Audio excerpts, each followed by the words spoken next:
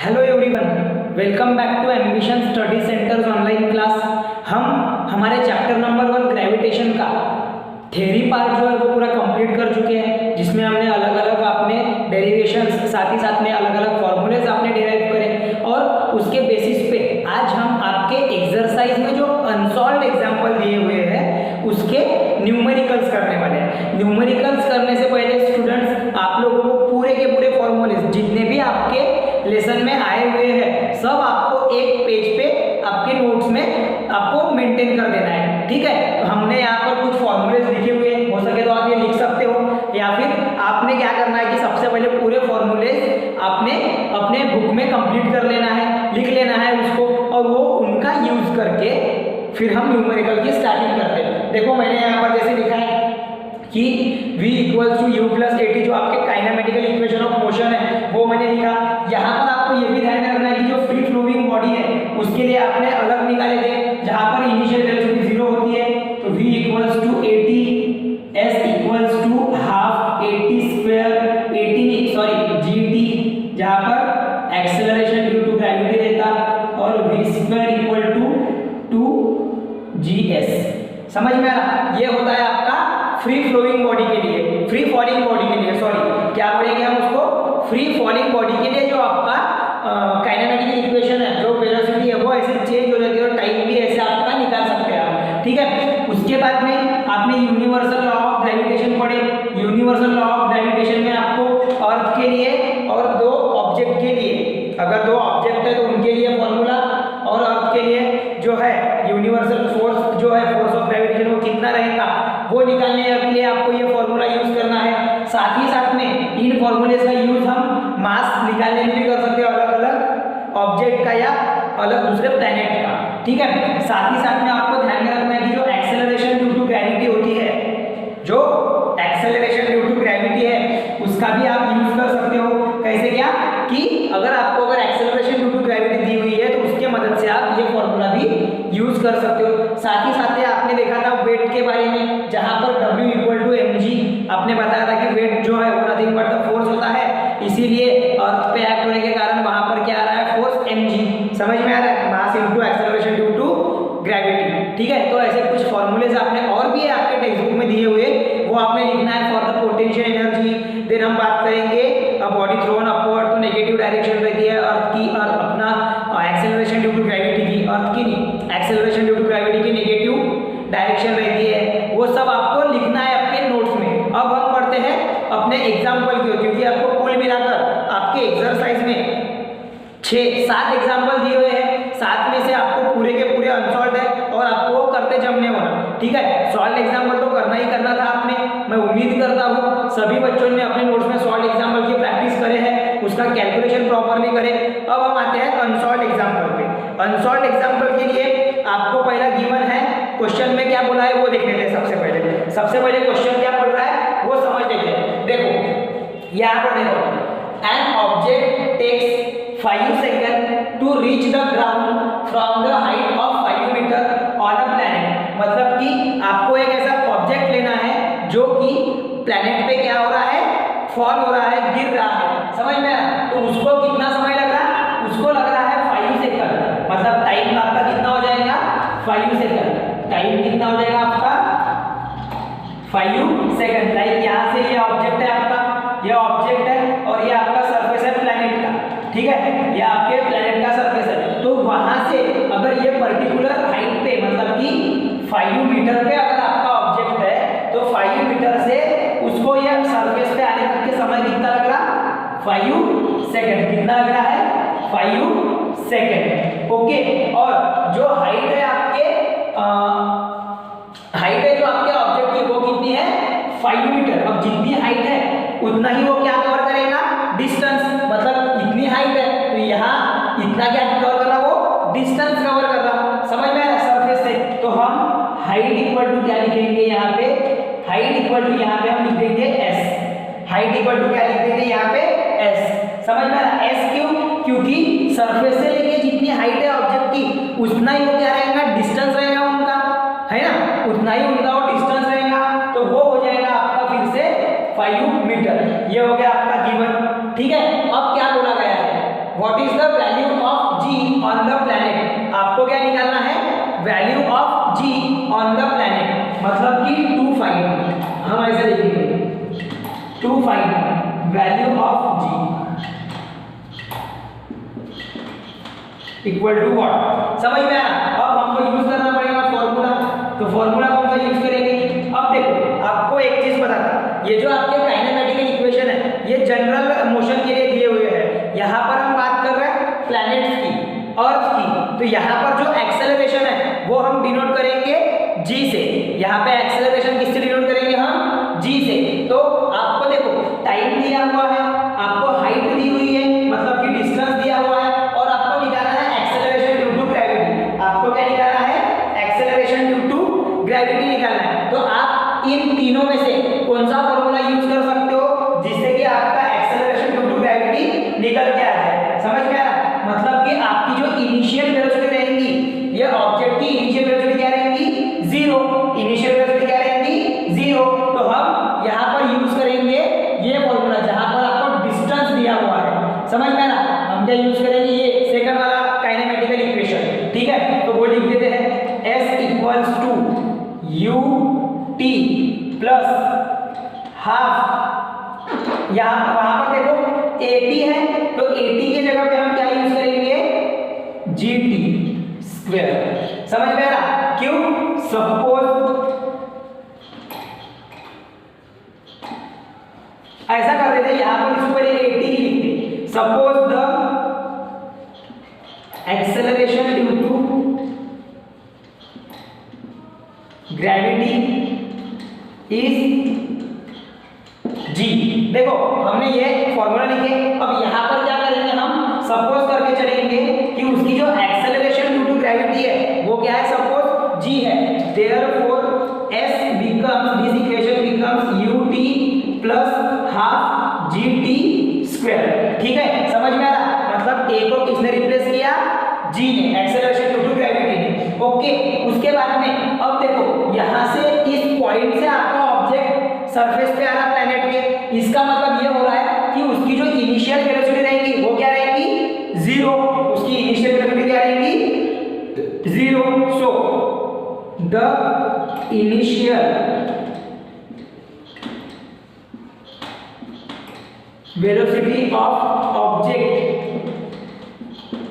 u equals to zero, u equals to zero. तो इसको दे दो equation number 1, then equation number 1 becomes, equation number 1 क्या बन जाएगा, वैल्यू पुट करो, आपके पास में टाइम है, आपके पास में हाइट है, मतलब कि s है, आपको u की वैल्यू 0 पता है, हमको निकालना है g, तो हम निकाल सकते हैं। Equation number 1 becomes 5u equal to u की value 0 multiplied by t plus half multiplied by g, हमें निकालना है, उसको g ही रहने देंगे, मल्टीप्लाइड बाय t की वैल्यू फिर से 5u, उसका स्क्वायर, समझ में आ रहा, यहाँ पे t की वैल्यू कितनी आएगी, 5u, ठीक है। देयरफॉर अब ये आ जाएगा 5u equal to 0 into 5u 0, 0 into 5u 0 plus half g, 5u का स्क्वायर 25, 5u का स्क्वायर 25, तो ये हो जाएगा 5u equals to half g into 25। अब हमें क्या होना, हमें चाहिए g, तो हम देखो इसको कैसे लिखेंगे, यहाँ पर देखो, इसको देखो कैसे लिख रहा हूँ मैं, therefore g into 25 by 2 equal to 5।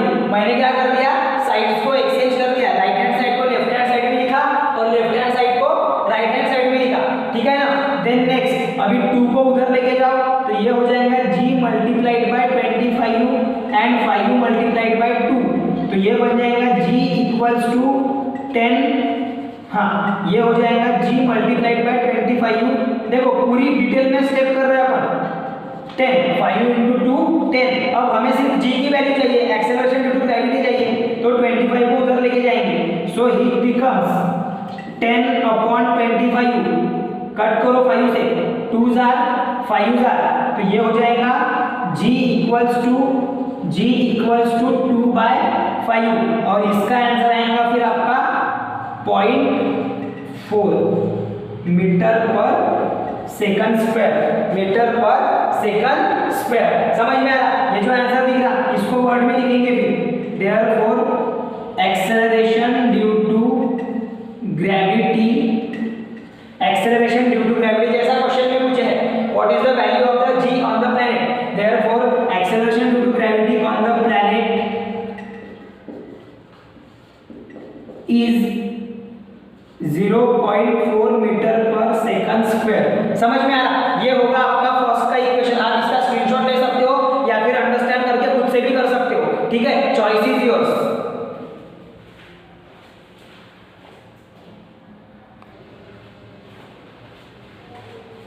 तो आइए देखते हैं अभी हमारा सेकंड न्यूमेरिकल, ठीक है। सेकंड न्यूमेरिकल देखो क्या बोल रहा है, the radius of planet A is half the radius of planet B. आपको कंसीडर करना है दो प्लैनेट, सपोज हम कंसीडर कर रहे हैं एक प्लैनेट ए है और एक है प्लैनेट बी।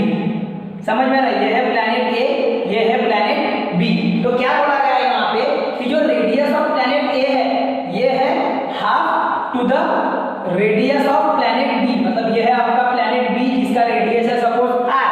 तो प्लैनेट ए का रेडियस कितना रहेगा r अपॉन 2, प्लैनेट ए का रेडियस कितना रहेगा r upon 2 according to question कि आपको दो प्लैनेट लेना है जिसमें से एक प्लैनेट का रेडियस जो है ए का वो क्या है प्लैनेट बी के रेडियस का हाफ है। मतलब अगर हम प्लैनेट बी का रेडियस अगर r कंसीडर कर रहे हैं तो प्लैनेट ए का रेडियस क्या रहेगा r/2। उसके बाद में if the mass of the A is ma, जो ए के लिए जो मास है वो है ma, what must be the mass of the B. तो मास ऑफ द बी क्या रहेगा तो हमें चेक करना पड़ेगा, उसके लिए तो हमें वो निकालना पड़ेगा। तो हम कंसीडर करेंगे mass of the B is mb। समझ में आ रहा? हम ऐसा सपोज करके चलेंगे, से ऐसा बोलेंगे अपन, हम ऐसा समझेंगे कंसीडर करेंगे कि अगर mass of the A is ma then mass of the B हमको निकालना है, लेकिन कैसे कि आपको वहां पर mb कंसीडर करके, ठीक है। एंड जब हम मास ऑफ द बी निकालेंगे तो हमें एक चीज ध्यान में रखना है कि the values of g on b is half that of the value of g on a। मतलब कि जो एक्सेलरेशन ड्यू टू ग्रेविटी रहेंगी किसके ऊपर में, प्लैनेट बी के ऊपर में, वो रहेगी हाफ, मतलब कि g/2। और acceleration due to gravity a पे कितनी रहेगी g, acceleration due to gravity a पे कितनी रहेंगी g, और acceleration due to gravity b पे रहेगी वहां पे g/2। ऐसा क्यों लिखे बोला गया है so that the values of g, acceleration due to gravity की value on b is half that of its value on a। तो जो a पे एक्सेलरेशन ड्यू टू ग्रेविटी है उसका हाफ रहेगा acceleration due to gravity on b। मतलब कि अगर हम कंसीडर करते हैं कि a पे acceleration due to gravity g है तो उसका हाफ g का हाफ, इसलिए वो हो जाएगा g/2। समझ में आ रहा? इसलिए वो क्या हो जाएगा g/2। अब इसको हम लिखते हैं पूरा अपने कैलकुलेशन में, ठीक है ना।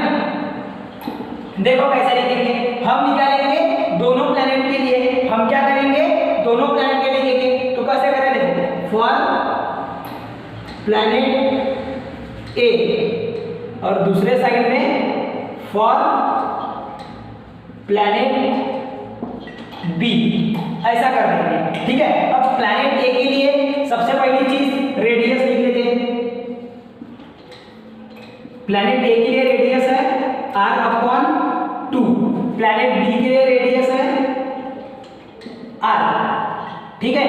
फिर लिखते हैं मास, प्लैनेट ए के लिए ma, प्लैनेट बी के लिए मास है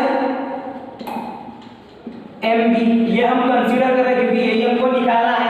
तो हम सपोज करके चलते कि जो प्लैनेट बी है उसके लिए मास है mb, सेम है बोल दे रहा हूं यहाँ पे, समझ में आ रहा। उसके बाद में एक्सेलरेशन ड्यू टू ग्रेविटी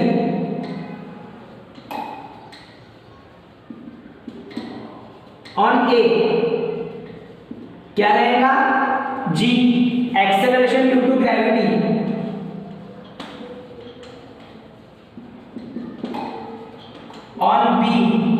ये हो जाएगी g/2, क्योंकि क्वेश्चन में बोला है हाफ रहेंगी, ठीक है।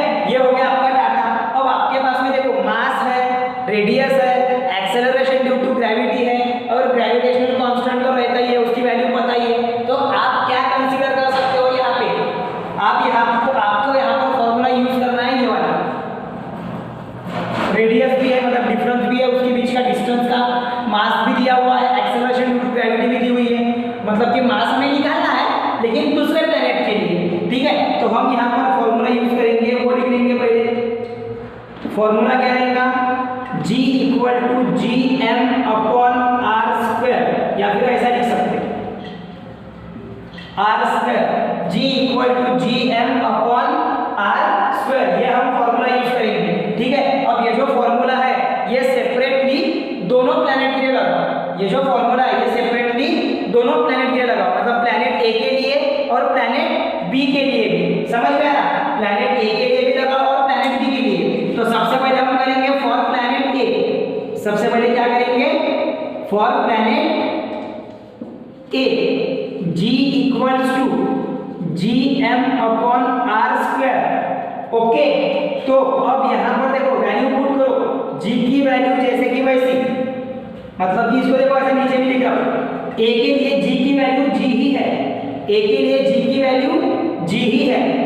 उसके बाद में G की, ये कैपिटल G की भी वैल्यू G, M कितना है A के लिए, Ma/r कितना है, r/2, उसका होल स्क्वायर, समझ में आ रहा, उसका होल स्क्वायर। अब देखो यहाँ पर लिख रहा हूँ उसके बाद वाली स्टेप, इसके बाद वाली स्टेप यहाँ पर लिख रहा हूँ, उसके बाद वाली स्टेप यहाँ पे। अब यहाँ पर क्या होगा, इसको सॉल्व करो, तो G =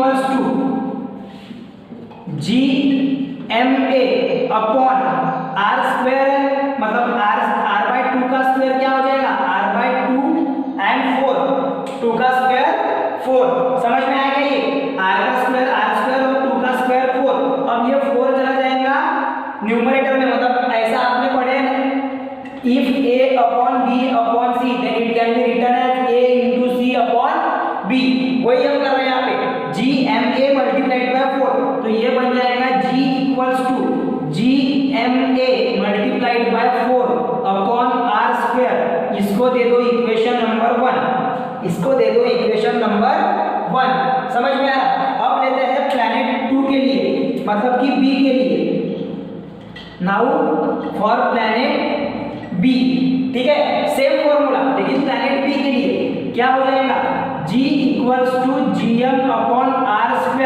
अब प्लैनेट B के G की वैल्यू कितनी है दोस्तों, G/2, दिख रहा है क्या, समझा कैसे, तो समझा ना, हाँ। तो यहाँ पर देखो कैसे पुट करूँ मैं, देयरफॉर G के जगह पे G/2 = G, M क्या रहेगा, हमने क्या कंसीडर करे, मास कंसीडर करे हमने mb/r², तो r तो यहाँ पर r ही है, वो r² ही रहेगा, समझ में आ रहा। चलो अब हमको सिर्फ G की वैल्यू होना, तो हम क्या करेंगे, ये जो 2 है इसको राइट हैंड साइड में लेके जाएंगे। तो ये देखो राइट हैंड साइड में लेके जाने के बाद में 2 × Gmb/r² return as equation number 2, इसको लिखो एज ए इक्वेशन नंबर 2। अब फ्रॉम इक्वेशन 2 and 1 आपको अभी क्या देखना है, इक्वेशन 2 और इक्वेशन 1 को क्या मिल रहा है आपको, लेफ्ट हैंड साइड सेम मिल रही, लेफ्ट हैंड साइड सेम मिल रही, देखो बराबर इक्वेशन नंबर 1 और 2 को मिल रही है आपको लेफ्ट हैंड साइड सेम, मतलब कि हम ऐसा लिख सकते, पहले आप लिखोगे इक्वेशन नंबर 2 को, मतलब कि G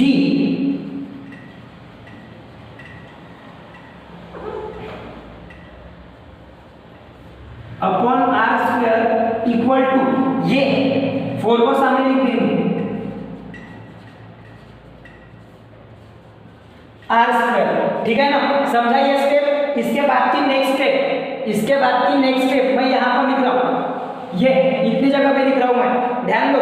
इसके बाद की ये जो है, इसके बाद की नेक्स्ट स्टेप इधर में, इतने पार्ट में, ठीक है। देखो अभी यहाँ पर क्या होगा, देखो अभी यहाँ पर क्या होगा, ये जो है यहाँ से हमको क्या निकालना है, टू फाइंड में क्या है हमारा, हमें निकालना है mass of the planet B, हमें निकालना क्या है, तो हम ये mb को अलग लिखेंगे। तो देखो कैसा लिख रहा हूं मैं, mb इक्वल टू ये साइड जैसे कि वैसी 4 multiplied by G M A upon R square. अब ये जो mb को छोड़ के बाकी पूरी की पूरी टर्म राइट हैंड साइड में लेके जाओ। mb को छोड़ के ये पूरी की पूरी टर्म राइट हैंड साइड में शिफ्ट कर दो। तो कैसे शिफ्ट होगा, डिनोमिनेटर जाएगा न्यूमरेटर में और न्यूमरेटर जाएगा डिनोमिनेटर में। फ्रैक्शन के रूल्स आप पढ़ चुके हो पहले से, तो बताने की अभी उतनी डीप में जरूरत नहीं पड़ने होना जी। अब यहां से देखो क्या कैंसिल हो रहा है, R R cancel, 2 1s are 2 2s are and G G cancel.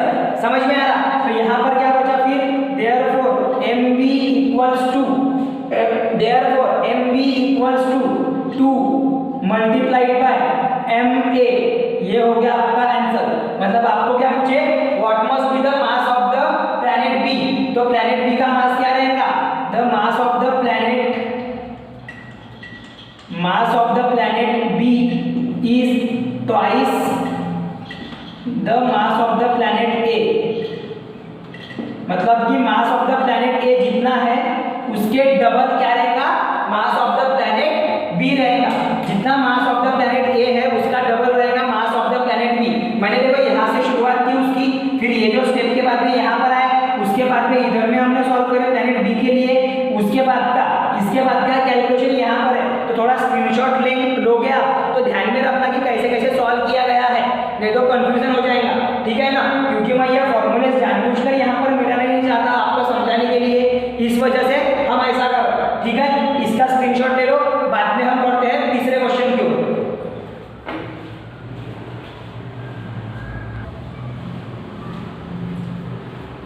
तो आइए अभी करते हैं हमारा थर्ड क्वेश्चन। क्या बोला है थर्ड क्वेश्चन में, the mass and the weight of an object on the earth are 5 kilogram and 49 newton respectively. मतलब कि आपका मास है 5 किलोग्राम उसके आपके ऑब्जेक्ट का अर्थ पे, और जो वेट है उसका मतलब कि जो फोर्स है उसका एक्चुअली में वो है आपका वहां पे 49 न्यूटन, ठीक है।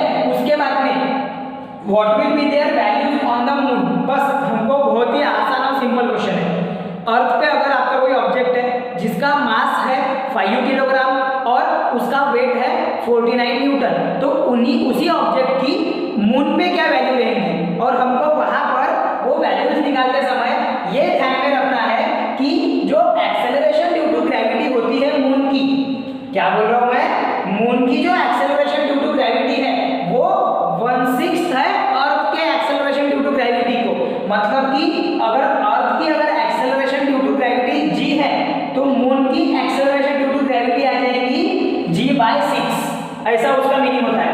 या फिर इसको ऐसा भी लिख सकते हैं 1/6 मल्टीप्लाइड बाय g ऑफ मतलब अर्थ। समझ में आ रहा है, ऐसा उसका मीनिंग होता है। ये मून के लिए एक्सेलरेशन ड्यू टू ग्रेविटी और ये अर्थ के लिए ऐसा, ठीक है। चलो तो देखते हैं, सॉल्व करते हैं। बहुत ही सिंपल आंसर है इसका, कोई नहीं, बस आपको सबसे पहले लिखना है, सबसे पहले आपको निकालना है यहाँ पे acceleration due to gravity on earth, क्योंकि वो गिवन नहीं है, ठीक है। तो हमें निकालना पड़ेगा।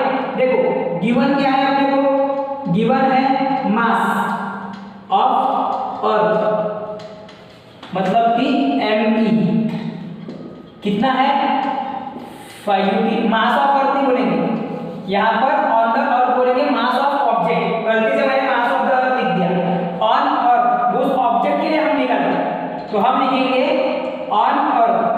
समझ में आ रहा है, अर्थ का मास नहीं लिख रहे हम यहाँ पे, वो पर्टिकुलर ऑब्जेक्ट का अर्थ पे क्या मास है, ठीक है। On earth mass equal to 5 kilogram, मतलब स्मॉल m इक्वल टू कितना है, mass small m equal to 5 kilogram, okay. Weight W equals to 49 newton. Therefore acceleration due to gravity on earth, हमें क्या निकालना पड़ेगा अभी, acceleration due to gravity on earth, वो अगर हमें निकालना है मतलब g equal to how much, तो वी वेट इक्वल टू, हम कौन सा फॉर्मूला यूज करेंगे, weight equal to m multiplied by g। अब वेट आपका कितना है 49 और मास कितना है 5, तो आपका g मिल जाएगा आपको, कितना हो जाएगा 49.5 इक्वल्स टू g। इसको ऐसा भी लिख सकते हैं 49/5, इसको डिवाइड करो तो आंसर आपको मिलेगा 5 9 हाँ 5 9 0.4 से 5 8 तो ये आ जाएगा आपका 9.8 मीटर पर second square.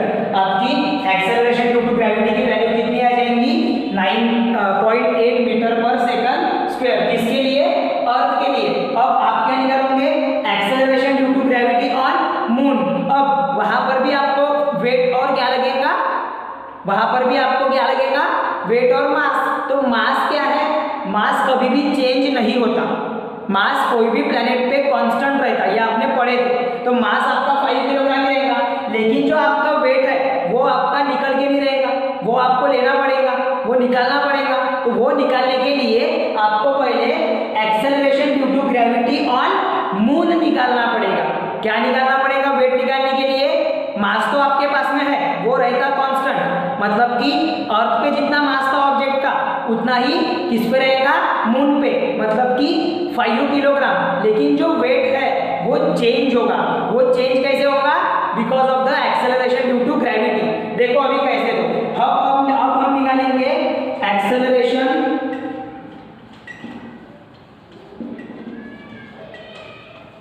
Due to gravity on moon. क्या आ जाएगा, acceleration due to gravity on moon, क्या आ जाएगा acceleration due to gravity on moon, वो आ जाएगा, ये इधर भी लिख रहा हूं, ऑन मून। क्या बोला गया है कि मून की जो एक्सेलरेशन ड्यू टू ग्रेविटी है वो रहेगी 1/6 ऑफ अर्थ, मतलब कि अर्थ के 1/6। समझ में आ रहा ऐसा। अब 1/6 ऑफ अर्थ के एक्सेलरेशन ड्यू टू ग्रेविटी की वैल्यू 9.8, अर्थ के एक्सेलरेशन ड्यू टू ग्रेविटी की वैल्यू कितनी है 9.8। अब इसको डिवाइड करो, इसको डिवाइड करने पे आपको आंसर मिलता है 1.634 मीटर पर सेकंड स्क्वायर। ये हो जाएगी acceleration due to gravity on moon. ये क्या हो जाएंगी आपकी acceleration due to gravity on moon, और ये है आपका acceleration due to gravity on earth. अब देखो यहाँ पर आपको acceleration due to gravity on moon मिल गया। आपका मास कांस्टेंट रहता है, ध्यान में रखना, मास का रहता है कांस्टेंट। तो अपनी अभी तीसरी कंडीशन क्या बची है यहाँ पर, मून के ऊपर में ऑब्जेक्ट का वेट क्या रहेगा। क्या बोल रहे हैं, मून के ऊपर में ऑब्जेक्ट का वेट क्या रहेगा। तो हम वो लिखेंगे कि now we calculate the weight of object on moon. मतलब मून के ऊपर में जो ऑब्जेक्ट का वेट है वो क्या रहेगा, वो हम निकालेंगे। तो वो देखो अभी कैसे है, तो W equals to mass multiplied by G, पर यहाँ पर G किसके लिए आएगा, मून के लिए आएगा। समझ में आ रहा है। अब मास है आपका 5 किलोग्राम, G आपका बन गया 1.634, इसका मल्टीप्लाई करो, आंसर निकालो। आपको होमवर्क, इसका आंसर आप निकालो, होमवर्क है, इसका आंसर आप निकालो, होमवर्क है आपको, वो हो जाएगा आपका वेट। समझ में आ रहा है। चलो इसका स्क्रीनशॉट लो, इसका आंसर निकालना है आपको, खुद ने इसको सॉल्व करना है। ये अभी इतनी चिल्लर बातें नहीं बतानी बैठेंगे अपन, ठीक है, ये आपको खुद को करना है, ठीक है ना। चलो फिर देखते हैं हमारा नेक्स्ट एग्जांपल जो कि है डी।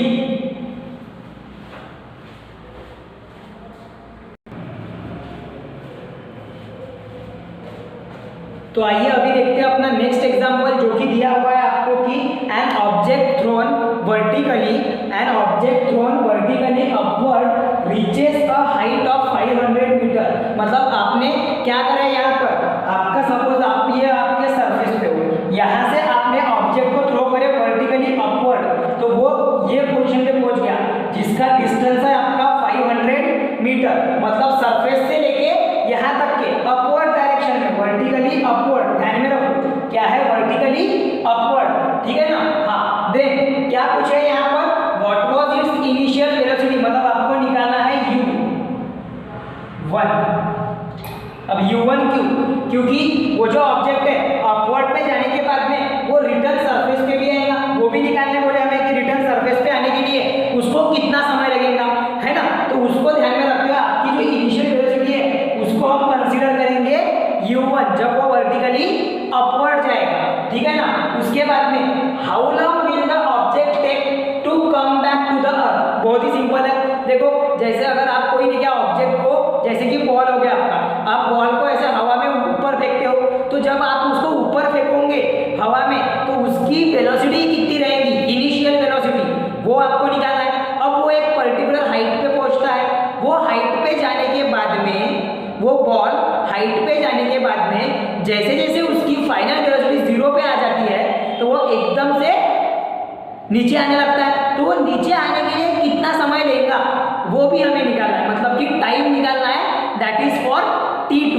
हमको क्या निकालना है, टाइम t2, समझ में आ रहा। और यहाँ पर क्या बोले, how long will the object take to come back to the earth, मतलब यहाँ पे हमको दोनों का टाइम प्लस करना पड़ेगा, मतलब यहाँ से जा रहा है वो, यहाँ से जाने तक के उस तक के, वहां से वापस आने तक का समय, समझ में आ रहा है क्या, मतलब ग्राउंड से अपवर्ड डायरेक्शन में जाने से लेके फिर वो ग्राउंड पे फिर से वापस आने के लिए उस ऑब्जेक्ट को कितना समय लग रहा, कितना टाइम लग रहा, वो हमें निकालना पड़ेगा, समझ में आ रहा। चलो निकालते हैं, बहुत ही इजी है। देखो यहाँ पर क्या होगा, तो अभी सबसे पहले हमें लेना पड़ेगा गिवन में क्या क्या दिया है वो,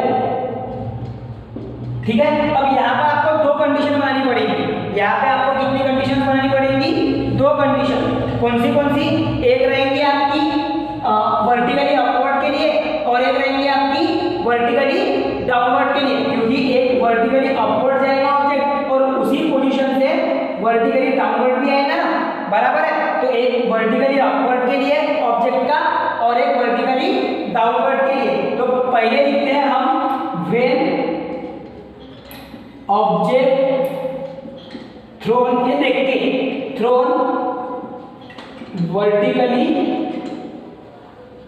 अपवर्ड, जब हम ऑब्जेक्ट को वर्टिकली अपवर्ड थ्रो करते तो उसकी जो इनिशियल वेलोसिटी है उसको हम डिनोट करेंगे u1 से, ऐसा लिखेंगे इनिशियल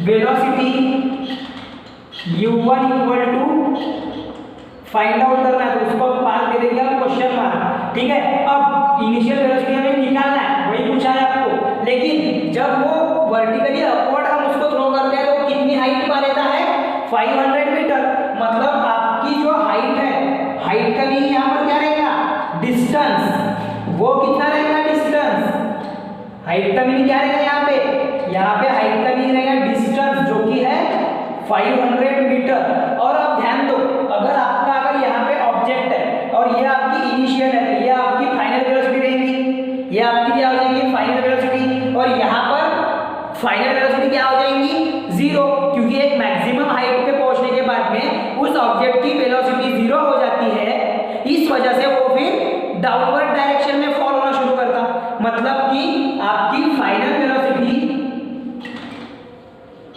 जिसको हम डिनोट करेंगे यहाँ पे v1 से, वो 0 हो जाएगी, वो कितनी हो जाएगी 0। When an object thrown vertically upward, जब आपका ऑब्जेक्ट वर्टिकली अपवर्ड है और आपको गिवन है, अज्यूम करना है कि एक्सेलरेशन ड्यू टू ग्रेविटी कितना लिया है आपने 10 मीटर पर सेकंड, लेकिन आपने जब फ्री फॉल पढ़े थे तो वहां पर आपने देखे थे कि अगर कोई ऑब्जेक्ट वर्टिकली अपवर्ड अगर हम थ्रो कर रहे हैं, मतलब उसकी डायरेक्शन वर्टिकली अपवर्ड है, तो acceleration due to gravity negative terms में शो की जाती है, opposite to the direction of velocity. तो acceleration due to gravity g equal to negative of 10 metre minus 10 metre पर सेकंड स्क्वायर, ये स्क्वायर भी लिखा अपन ने यहाँ पे, ठीक है, मीटर पर सेकंड स्क्वायर, समझ में आया। अब आपके पास में एक्सेलरेशन ड्यू टू ग्रेविटी है, आपके पास में v1 की वैल्यू 0 है, आपके पास में डिस्टेंस है, आपको लेकिन आपके पास में टाइम नहीं दिया हुआ है। आपके पास में वर्टिकली अपवर्ड में हम थ्रो तो कर रहे हैं, लेकिन उसके लिए भी आपके पास में टाइम नहीं दिया हुआ है। टाइम नहीं होने के कारण आपको फॉर्मूला यूज करना पड़ेगा third kinematical equation of motion, v square equal to u square plus 2as। समझ में आया? तो हम यूज करेंगे formula from equation of motion. हमें क्या मिलेगा इक्वेशन ऑफ मोशन से? v square equal to u square plus 2as that is v1 square equals to u1 square plus 2gs। g क्यों? क्योंकि यहाँ पर आपका एक्सेलरेशन किसके फॉर्म में है? ग्रेविटी के फॉर्म में है। समझ में आया? इसीलिए g। अब वैल्यूज पुट करो, देयरफॉर v की वैल्यू पुट करो, वहां पे v की वैल्यू पुट करो, कितनी है? 0।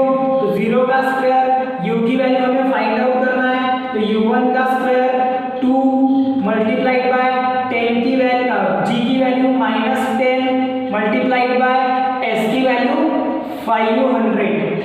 ठीक है, समझा? देयरफॉर 0 का स्क्वायर 0, u1 का स्क्वायर ही रहने दो अभी तक के। अब यहाँ पर 2 × 10 कितना हो जाएगा? -20 मल्टीप्लाइड बाय 500। समझ में आ रहा है? -20 मल्टीप्लाइड बाय 500। अब क्या करो, इसको फिर से वैसे ही रहने दो, ये u1 का स्क्वायर प्लस और ये माइनस, तो ये सीधा सीधा कर देंगे यहाँ पे -20 × 500 10,000, 20 × 500 10,000। समझ में आ रहा? 20 × 500 ये कितना हो जाएगा? 10,000। अब क्या करो, ये 10,000 को इधर लेके आओ या फिर ये u1 को इधर लेके आओ। देखो ये u1 को लेके आते रहो, -u1 स्क्वायर हो जाएगा, इधर में प्लस था और इधर में बचा -10,000। माइनस माइनस कैंसल, क्या बचा? u1 square equal to 10,000। अब इसका स्क्वायर लो, तो u1 equal to under root of 10,000, ये हो जाएगा 100 मीटर पर सेकंड। मतलब कि आपके u1 की वैल्यू कितनी आएंगी? u1 की वैल्यू हो जाएंगी आपकी 100 मीटर पर सेकंड। ये मिल गई आपको u1, मतलब इनिशियल वेलोसिटी। आपको क्या मिल गई? इसकी इनिशियल वेलोसिटी। समझ में आ रहा? इनिशियल वेलोसिटी कितनी है उसकी? 100 मीटर पर सेकंड। समझ में आ रहा है? कोई डाउट है यहाँ पे आपको? किसी को भी कोई डाउट है? चलो, ये हो गया आपका u1, ये हो गया आपका u1, ठीक है ना? ये आ गया 100 मीटर पर सेकंड। अब उसके लिए टाइम नाउ वर्टिकली अपवर्ड अगर हमने थ्रो करे, मतलब यहाँ से यहाँ तक के, सो नाउ टाइम रहेगा आपका that is divided by t1, क्योंकि वर्टिकली अपवर्ड के लिए यहाँ पर टाइम रहेगा t1, यहाँ पे टाइम आएगा t2, और दोनों का सम करेंगे तो हमको मिलेगा टोटल टाइम, वो हमको निकालना है। तो t1 निकालने के लिए हमारे पास में u है, हमारे पास में a है, हमारे पास में v है, तो हम t की वैल्यू निकाल सकते हैं। तो पुट कर देते हैं वो वाले इक्वेशन में, ठीक है ना? फॉर टाइम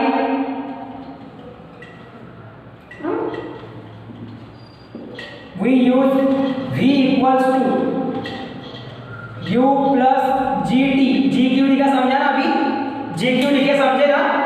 ओके, चलो v की वैल्यू, दिस इंप्लाइज v की वैल्यू 0, u की वैल्यू 100 प्लस g की value -10 into t, this implies 0 equal to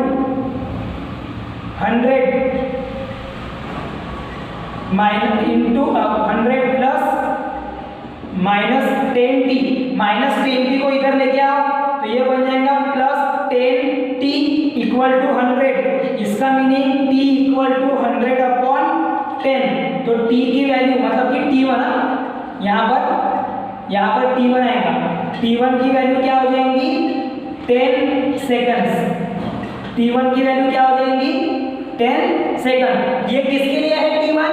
जब हम ऑब्जेक्ट को ग्राउंड से लेके एक पर्टिकुलर हाइट पे थ्रो कर रहे हैं, ठीक है? अब उस हाइट से जब ग्राउंड पे आएगा तो उसका भी एक अलग टाइम लगेगा, और वो टाइम दोनों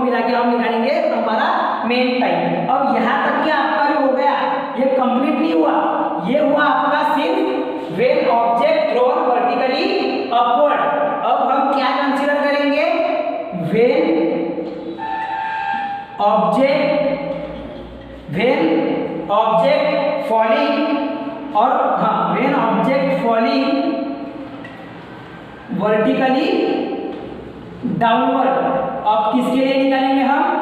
जब कोई ऑब्जेक्ट है वो फॉल हो रहा है वर्टिकली डाउनवर्ड, अगर कोई ऑब्जेक्ट है और वो फॉल हो रहा है वर्टिकली डाउनवर्ड तो उसके लिए निकालेंगे। तो उसके लिए भी सेम, जो आपकी फिर इनिशियल वेलोसिटी है वो हो जाएंगी u2, तो u2 बन जाएंगी आपकी 100 मीटर पर सेकंड। u2 क्या बन जाएंगी आपकी 100 मीटर पर सेकंड। समझ में आ रहा? उसके सॉरी u2 है ना आपकी, मतलब ये यहाँ से u2 है तो ये हो जाएंगी 0, ये हो जाएंगी 0। मैंने ये समझ में लिया, u2 क्या हो जाएंगी 0। समझ में आ रहा है? आपकी u2 क्या हो जाएंगी वहां पे 0। उसके बाद में आपको दिया हुआ है डिस्टेंस जो कि है 500 मीटर। डिस्टेंस कितना है? 500 मीटर। आपने टाइम कितना निकाले? आपने वहां पे टाइम कितना निकाले? टाइम निकाले आपने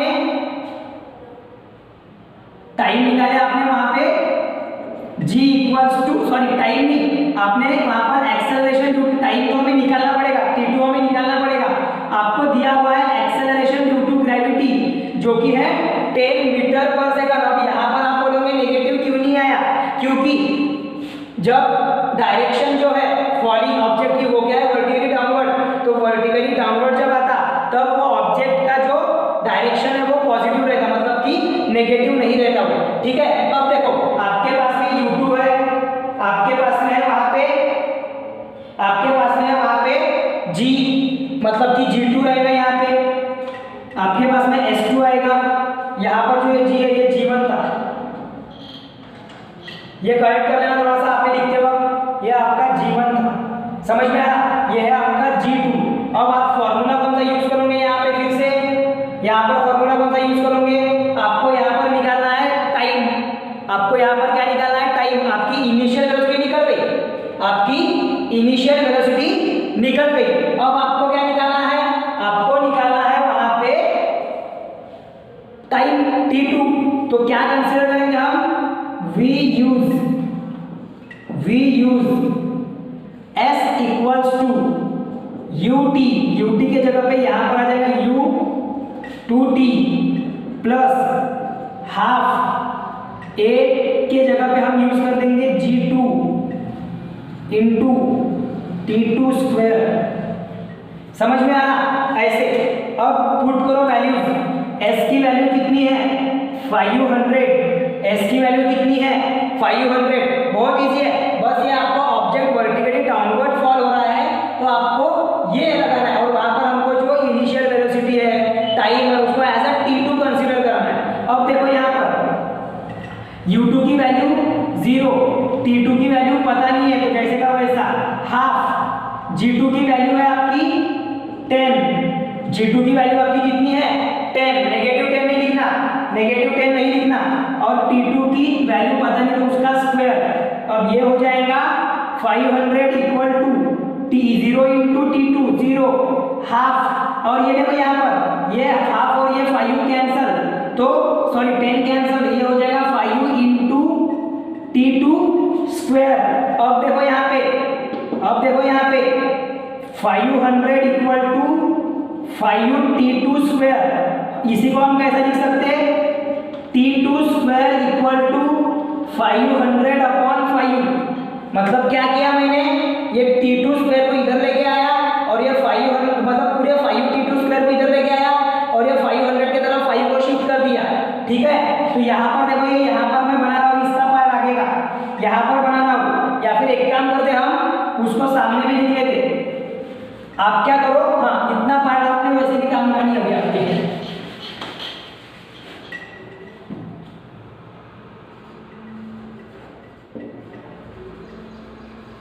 हाँ अब देखो यहाँ पर देखो, इसके बाद का पार्ट देखो, t2 square equal to 500 upon 5 क्या आ जाएगा? 100। हमें सिर्फ t2 की वैल्यू होना, तो ये ले लेंगे हम स्क्वायर रूट में। 100 को किस में ले लेंगे? स्क्वायर रूट में। क्यों? क्योंकि देखो हमको स्क्वायर में नहीं चाहिए, तो t2 हो जाएगा 100 का स्क्वायर 10 सेकंड।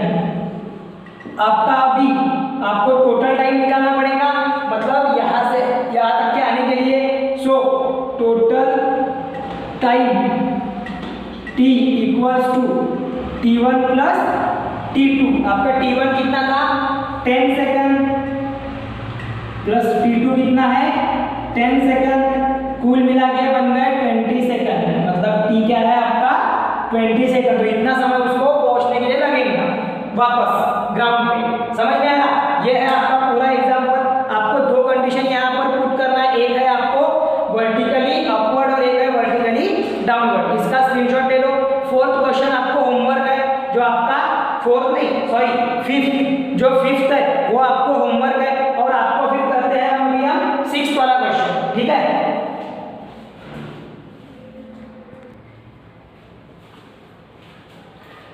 चलो, आपको जो ई वाला क्वेश्चन है बहुत ही आसान है, वो आपको खुद ने करना है, आपके लिए होमवर्क है वो।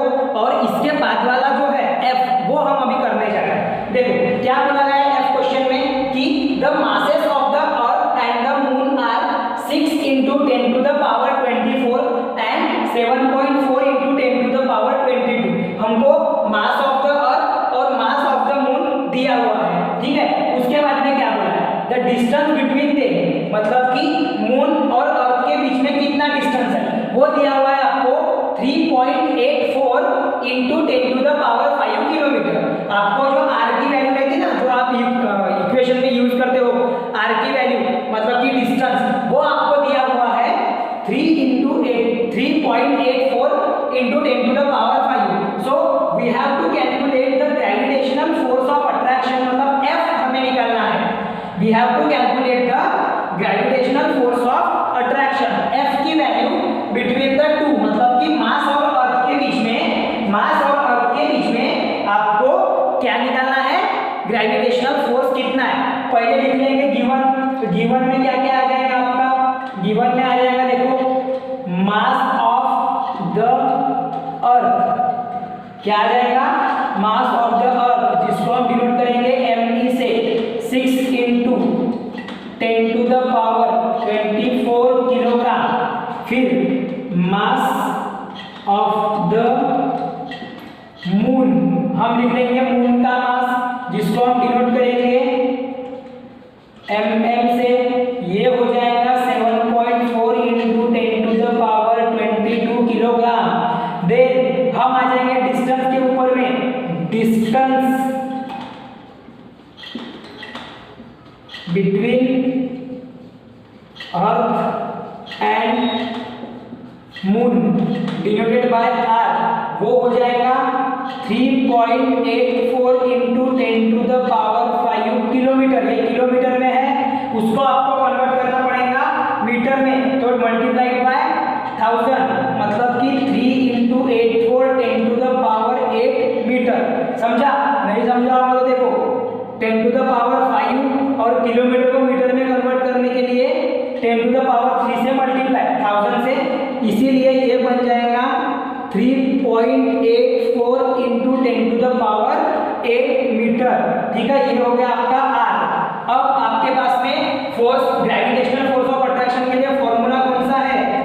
हाँ, और एक चीज आपको गिवन है, जो ग्रेविटेशनल कांस्टेंट है उसकी वैल्यू 6.67 × 10⁻⁻11 न्यूटन मीटर स्क्वायर पर किलोग्राम इनवर्स। समझ में आ रहा? ये आपको गिवन है, ये आपको गिवन है 6.67।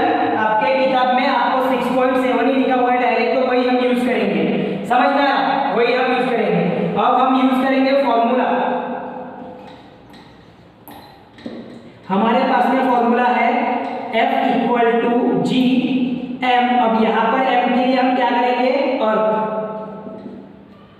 इंटू G mm, मतलब कि मून, अपॉन r स्क्वायर। समझ में आ रहा? r हम ये लिख लेंगे upon r square. Value put करो, आंसर निकालो, कुछ नहीं करना है, बस 6.7 × 10⁻11 मल्टीप्लाइड बाय 7.4 सॉरी 6.6 × 10⁻24 अर्थ के लिए। मून का मास 7.4 इंटू 10⁻22 अपॉन ये थोड़ा अपॉन अब 3.84 मल्टीप्लाइड बाय 10⁻8 का होल स्क्वायर, क्योंकि r का होल स्क्वायर है। अब यहाँ पर सबसे पहली चीज, जितने भी 10 के पावर वाले टर्म्स है उसको अलग अलग लिख दो, और जितने भी न्यूमेरिकल वैल्यूज है इसको अलग अलग लिख दो। मतलब 6.7 multiplied by 6 multiplied by 7.4 upon 3.84, और ये स्क्वायर है तो दो बार लिखेंगे हम, ये स्क्वायर होने के कारण 3.8 बार 2 times into 10⁻11 into 10⁻24 into 10⁻22 upon 10⁻8 multiplied by 2। क्यों ऐसा? क्योंकि ये स्क्वायर जो है वो उसको मल्टीप्लाई हो जाएगा। अब आगे में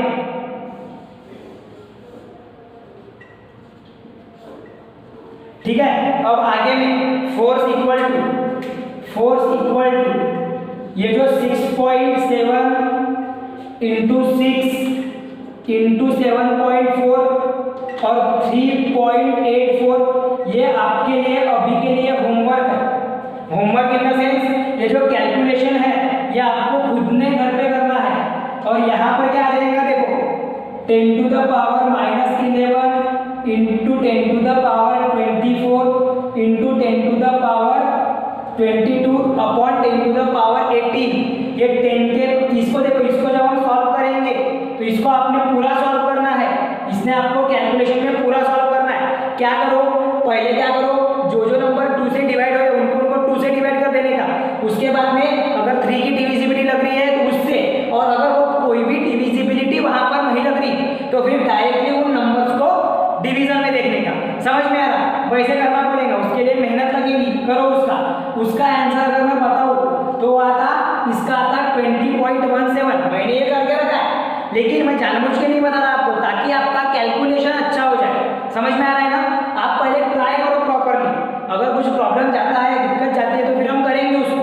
ठीक है, देखो ये हो जाएगा 20.17 मल्टीप्लाइड बाय, अब इनको देखो कैसे लिख रहा हूं मैं, प्लस 24 माइनस 18 क्यों?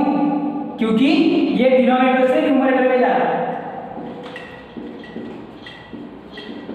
अब ये क्या हो जाएगा देखो, -11 प्लस 24 माइनस प्लस 13 और ये -4 प्लस 4 -11 प्लस 24 18 नहीं सॉरी 16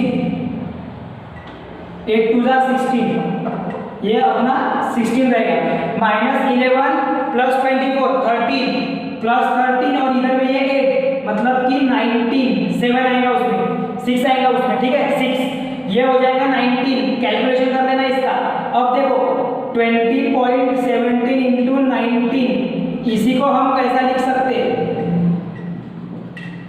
2.017 इंटू 10⁻20, मतलब कि इंटू 10 इंटू 10⁻19। ये पॉइंट मैंने इधर शिफ्ट किया, मतलब कि ये जो है 10 से मल्टीप्लाई हुआ होगा तो इधर आ जाएगा। इसका मतलब है कि 2 इंटू 10⁻20 न्यूटन आपका आंसर रहेगा। समझ में आ रहा? 2 इंटू 10⁻20 आपका आंसर रहेगा। इस तरीके से बस ये जो है ना इतना पार्ट, इसका थोड़ा आप मेहनत करो इसके ऊपर में, बाकी जम जाएगा। ये जो है वो कैलकुलेशन का पार्ट है, उस पर मेहनत करो। जो आपका लास्ट वाला क्वेश्चन है वो भी कुछ उसी प्रकार से है, बस वहां पे फोर्स के जगह पे क्या निकालना है आपको, मास ऑफ द सन निकालना है। क्या निकालना है आपको, मास ऑफ द सन। बस फॉर्मूला यही यूज करना पड़ेगा इसी तरीके से। बस वहां पे क्या रहेगा, मास ऑफ द अर्थ रहेगा और मास ऑफ द सन रहेगा, बाकी कोई भी डिफरेंस नहीं। जैसे यहाँ पर मून है वहां पे सन लेना है और आंसर निकालना है, वो भी होमवर्क है आपके लिए। तो इस तरीके से आप इसका स्क्रीनशॉट ले लो और यहाँ पर हमारा